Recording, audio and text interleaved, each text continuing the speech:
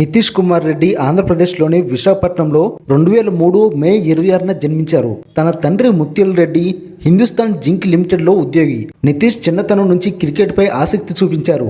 5 సంవత్సరాల వయసులో plastic బ్యాట్తో cricket ఆడడం ప్రారంభించాడు. తండ్రి తన బదిలీని తిరస్కరించి నితీష్ క్రికెట్ కెరీర్ను ప్రోత్సహించడానికి తన ఉద్యోగం కూడా వదిలిపెట్టారు. నితీష్ ఆంధ్రప్రదేశ్ క్రికెట్ సంఘం అకాడమీలో శిక్షణ పొందారు.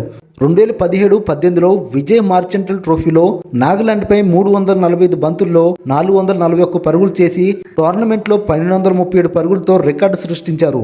ఈ ప్రదర్శనకు బహుమతిగా బీసీసీఐ ఉత్తమ అండర్-16 క్రికెటర్గా అవార్డును కూడా నితీష్ కుమార్ రెడ్డి పొందారు. 2020లో ఆంధ్రప్రదేశ్ తరఫున ఫస్ట్ క్లాస్ క్రికెట్లో అరంగేట్రం చేసిన నితీష్ కుమార్ రెడ్డి తన ఆల్రౌండ్ ప్రతిభతో జట్టుకు కీలకమైన ఆటగాడిగా నిలిచాడు. 2023లో సన్ రైజర్స్ హైదరాబాద్ ఐపీఎల్ జట్టులో చోటు దక్కించుకున్నారు. 2024 సీజన్లో పంజాబ్ కింగ్స్ పై 37 బంతుల్లో 64 పరుగులు చేసి జట్టును విజయానికి నడిపించాడు.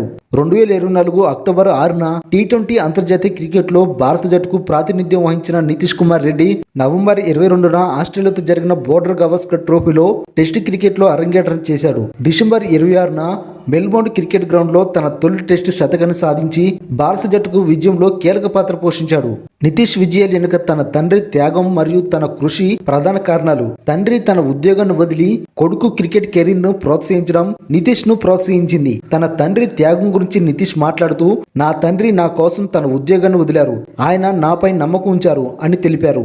నితీష్ కుమార్ రెడ్డి తన ప్రతిభతో భారత క్రికెట్లో ఒక ఎలుగుతున్నారు. తన కృషి, తండ్రి త్యాగం మరియు ఆటపై ఉన్న అభిరుచి ఆయనను ఉన్నత శిఖరాలకైతే తీసుకెళ్లింది. మరి నితీష్ కుమార్ రెడ్డి బ్యాటింగ్ పై మీ యొక్క అభిప్రాయాన్ని కామెంట్స్ రూపంలో తెలియజేయండి. ఇంతవరకు మన ఛానల్ని సబ్స్క్రైబ్ చేసుకోకపోతే ప్లీజ్ సబ్స్క్రైబ్ చేసి వీడియోనైతే లైక్ చేయండి ఫ్రెండ్స్.